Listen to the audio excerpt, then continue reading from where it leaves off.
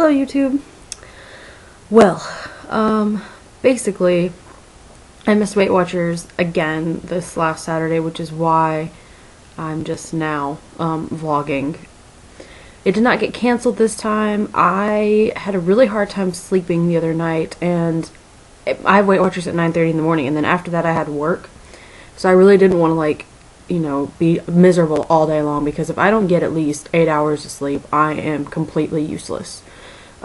So now I'm gonna have to pay $12 for a meeting I didn't get to go to. But anyway, it's my fault. I do know that the scale has gone down. I mean, my weight has gone down. I weighed myself on my scale yesterday and I was at 165. I've not been at that number on my scale at home for a long time. And that was weighing with my clothes on and everything, because I try to weigh with, light clothes on now, because that's what the Weight Watchers scale weighs with. Anyway, so everything's going well. I'm pretty positive everything's going well, so I'm excited to weigh in on Saturday. The other part of this video, I'm just going to talk about a couple books that I have, that I love, that I'm sure everyone else has reviewed 500 times. But yeah, so, first one. I know everyone's heard of this. It's Skinny Bitch. I liked this book. I did. I used to be a vegetarian, so I stopped being a vegetarian, so it definitely has some good points. I just think it's funny, the dead, rotting, decomposing flesh diet. It's definitely worth a read, and it definitely at least inspires you to have a better lifestyle with your eating. Try to maybe eat less meat, stuff like that. I think it is a little bit over the top sometimes. I mean, some of the stuff they say in here is just kind of ridiculous. More onto the PETA side of things, which I was a vegetarian, but I was not a PETA supporter. I honestly think they're a bunch of crazy people. Sorry. I do still believe in the cause, by the way, vegetarianism. I just got selfish, I guess, and decided I wanted to keep eating meat. I was veg for 2.5 years, and then I decided to call it quits. Actually, I had a run-in with chicken, and then it was just over. After that, I figured if I've already broken it. This is the Eat Clean Diet Recharge. This is a new version. It's by Tosca, I don't know how to pronounce her last name, Reno. I saw this book at Kroger, actually, and knew I had to get it because I have a thing with, look at all the pictures in here. It's really informative. The last 100, 200 pages or so are, recipes. She basically endorses a very clean eating lifestyle, whole foods, non-processed. It's basically everything that I want to be one day. But it's really cool. I mean, kind of gives you a little overview on nutrition and, stuff like that. It goes over breakfast, just all kinds of stuff. I mean, talks about water. I mean, everything. Any kind of topic involving weight loss or nutrition you would want to talk about is in this book. Look how big it is. I mean, it's like a textbook.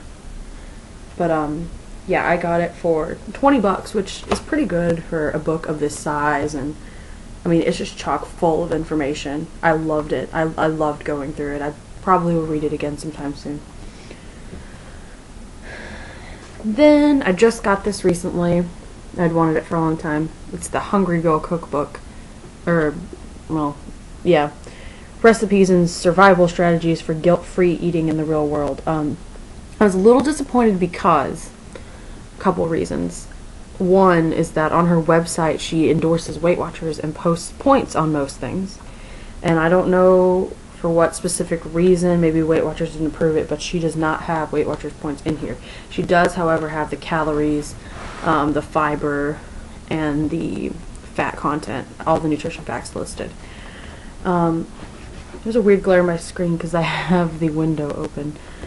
I liked these recipes, but some of the things on here are just not things that I can afford to like just keep around in my pantry. Like, I'm trying to look for a good example. I mean, it's just not stuff that you would have in your house. I mean, that's not true.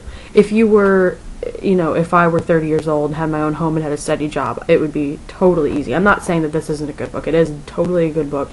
There are lots of good ideas in here, but it's just, it wasn't exactly what I expected, because I expected it to just, like, it's got a lot of tofu and stuff in it, and then, like, there's this one salad in here that just kind of, it's like a salad with chopped up veggie burger in it, and I just can't imagine, this is me being closed-minded, I guess, but I just don't want to think about eating anything like a burger in a salad, but I would still recommend getting this or her 200 Under 200 book.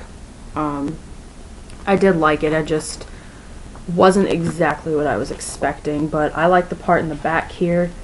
It has like these little food guides, and it goes through like Chinese food, stuff like that. It just gives you tips. So I mean, it's worth a buy. I would get it on Amazon on sale, because in the store it's going to cost you $18. And it doesn't have very many pictures either. I mean, it has a little bit. I just like having pictures in my books because I'm 5.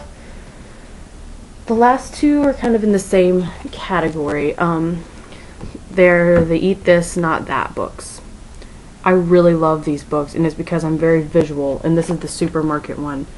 And I'm sure everyone's heard about these, but it's just a really simple way, you know, to show what's better than what. I mean, like, these are cheeses.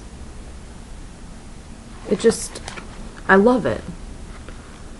And the pages are really interesting, and, you know, it's very helpful. I try to look this over whenever I go to the grocery. I don't usually, though.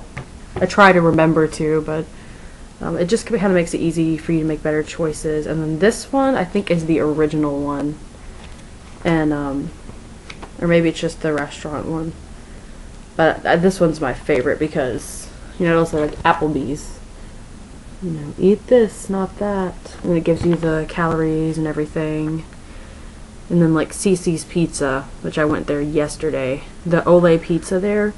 I know I'm not supposed to give out Weight Watcher points here, but I'm going to go ahead and do this one time. The Cici's Ole Pizza, I'm pretty sure is only like 2.5 points. Like Cici's Pizza in general, like this one's only 3 points. The cheese pizza there, I ate there yesterday. So it's really helpful. I mean, if you know where you're going that day and you just don't have time to look up everything, all of the recommendations, like say you're going to Sonic, which is a really hard place to eat low calorie. How many minutes do I have? It says, eat a Sonic burger with mustard instead of the Chicken Club toaster sandwich. Which you wouldn't, some people, it wouldn't occur to them that that would be better, but, you know, there's a lot more calories in the chicken and 10 more grams of fat than the hamburger. There's a ton of sodium in this chicken too. So anyway, you get the point. They're really helpful, especially if you're visual like I am. I really like to look at pictures. I have more books at my house, not here with me at the apartment. Another one of them is the Raw Food Detox Diet, which I did really enjoy. But I do one day want to look at that type of lifestyle, and it did give me, you know, ideas of what I want to do. Right now I'm focusing on the weight loss in my life, and after that I'm going to try to focus on more balanced eating and clean eating and things like that. But I think my favorite out of all of these books, and out of most books that I have gotten, is this book, The Clean Diet Recharged. I mean, I can't explain how excited I was when I got this. I'm such a dork. But like she talks about like how you should carry coolers around wherever you go to keep yourself, you know, clean or whatever, because it's hard when you're out on the run to get foods. Anyway, I'm running out of time. Thanks for watching. Please comment, rate, and subscribe, and I will see you guys after my weigh-in. Thanks.